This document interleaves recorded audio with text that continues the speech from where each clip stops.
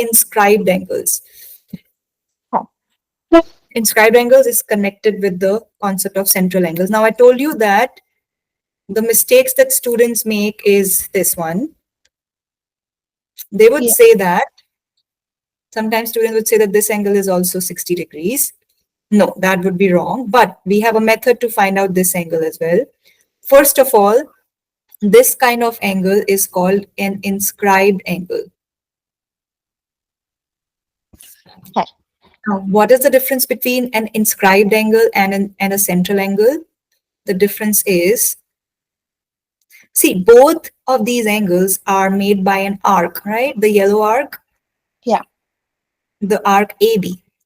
Both of them are made by the arc AB. The difference is that for the central angle, the vertex is the center of the circle. That's why it's called central angle. And for the inscribed angle, the vertex will be on the boundary of the circle. Okay. That's the difference. Okay. Now, there is a very important relationship between a central angle and the inscribed angle. And that relationship is, if you have a central angle and an inscribed angle, which are made by the same arc, then the inscribed angle is just half of the central angle. So that means half of the central angle. Half of 60, that will be 30 degrees. Okay. That's it. Very easy, right? Yeah. Now here, the catch is that this is 30. Now, if you make any inscribed angle made by the arc AB, let's say I'm making this angle. This is also made by the arc AB. Yes. This is also made by the arc AB. So this will be also 30. Let me make one more angle. So let me make this angle. This will be also 30. Okay? Okay. Okay. And the central angle is twice of the inscribed angle. Okay? So let's do some problems of inscribed angles. Okay. Now, in problems number 1, 2, 3, 4, they are asking a very simple question that state if each angle is an inscribed angle. You just have to tell whether these angles are inscribed angle. And if it is, then name the angle and the intercepted arc. The intercepted arc is this. This arc, Stephanie, this arc is called the intercepted arc. Why is it called that?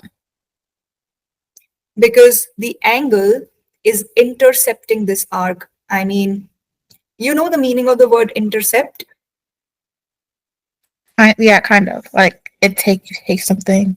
So you can understand it like this, that if the angle is made by an arc, like, these three angles, all of them are made by this arc.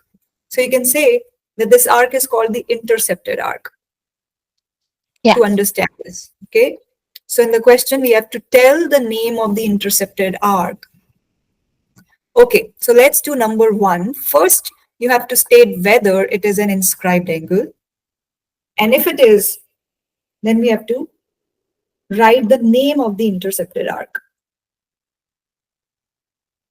Mm-hmm. Okay, so you have this angle. Do you think this is an inscribed angle? Yes. Yes, okay, so yes. And so if it is, then name the angle. What is the name of the angle? Angle BAC. Very good. And also the name of the intercepted arc. So which arc is making this angle? The arc. This CAB? arc, right? Yeah. No, it is this arc. Oh, okay. So BC, and just put a arc symbol, arc thing on top. Okay. Okay. Let's tell me for number 2, is this an inscribed angle? Yeah, it's inscribed angle. No, it's not. Mhm. The But vertex. Hmm. is it only an inscribed angle if it's like near like the line? No, Stephanie, see, I told you the inscribed angle. When you see the vertex of the angle, it should be on the boundary of the circle, the vertex. Oh, Vertex of the angle should be on the boundary of the circle, okay? But if you see number 2, this vertex, this is the vertex, but it is not on the boundary, it is just a little close to the boundary. This is the boundary, right? But this is not on the boundary, okay? okay. I hope you got this, right? Yeah. So this is, we will just say no, this is not an inscribed angle. Let's do number 3. So do you think this is an inscribed angle? Yes. Yes, okay. And then can you name the angle and the arc? Yeah. So the arc is arc VW and the angle is VXW. Very good. Number 4, do you think this is an inscribed angle? No, it's a central angle. Very good. This is a central angle. Okay. Next, number 5 and number 6, they are all based on the concept that I told you, that the inscribed angle is half of the central angle, okay? Okay. So Or, hmm? yeah, I'll okay, just say that. one more thing I wanted to tell you, that the inscribed angle is also the half of the intercepted arc. If just the arc is given 60 degrees, and let's say the central angle is not given, so even then you can find out the inscribed angle. That will be just half of the intercepted arc, okay? Yeah. Do you understand, or are you confused? So if it's the intercepted arc would also be equal to the central angle, but the Exactly. inscribed angle will also be half of the central angle and the intercepted arc. Yes, because intercepted arc and central angle, they are same, Yeah. right? They're both 60, 60. Whatever is the arc, that is the angle. Mhm. So the inscribed angle will be half of the central angle and also the half of the intercepted arc. Is the So inscribed yeah, angle like gets like smaller as like it gets like longer. yes, it gets smaller. Yes. Okay. Now in number 5, this is question mark here. We have to find out the measure of this angle. So A would be 40. 40, yes, half of the intercepted arc. Okay, number 6, here is the question mark. That means we have to find out this arc. So it would be doubled. So 42 times 2, 84. Very good. Okay, let's do number 7. We have to find out this arc, PD. Uh, so with that, 35, 60? What did you say, 60? Yeah. How did No, you get sorry, 70. 70? Yeah. Okay, can you explain how did you get 70? Or uh, does the rule of opposite interior angles are congruent apply here? Well, that applies in case of parallel lines, right? Oh. Oh yeah, that's true. Okay. So then um that's on straight line 35 and 80 minus 35.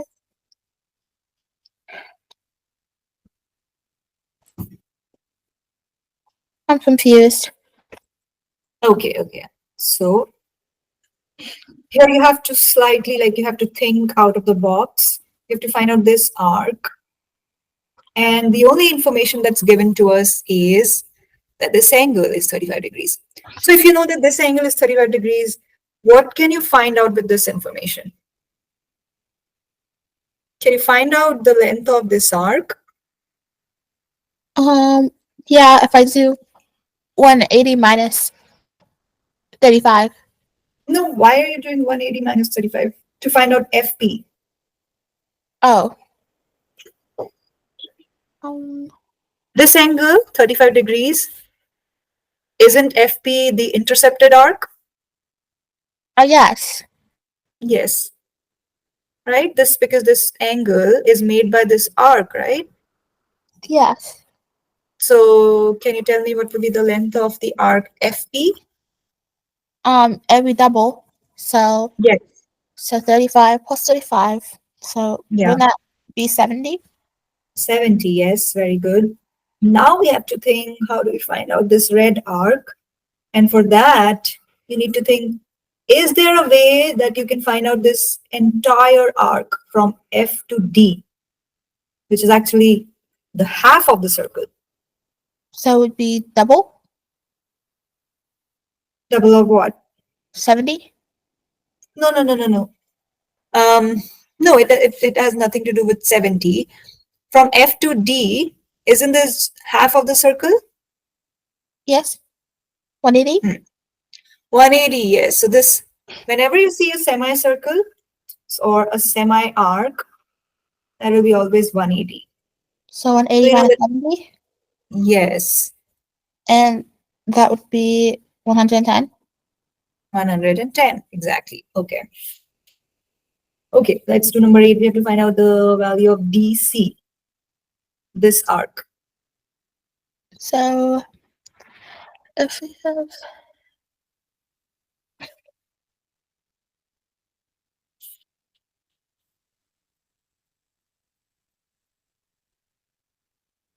Um, And the given information is that this angle is 49 degrees and this angle is 70 degrees.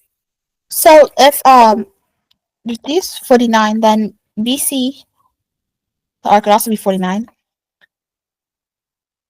BC, you mean this arc? It would be double, so 49 plus 49. So that would be 98. Okay. And then if that's half of the circle, well, actually, no, I think it's greater than half the circle. And the other side would also DB would be 70 plus 70, so that would be 140. 140, very good. So 140 plus 98 equals 260. Would add those and then subtract them 260 to get an answer. Very good.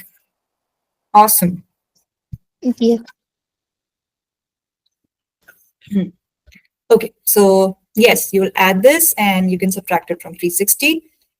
Okay, and the other way of doing the same problem would be, you can find out this angle because you know that sum of all the angles of a triangle is 180.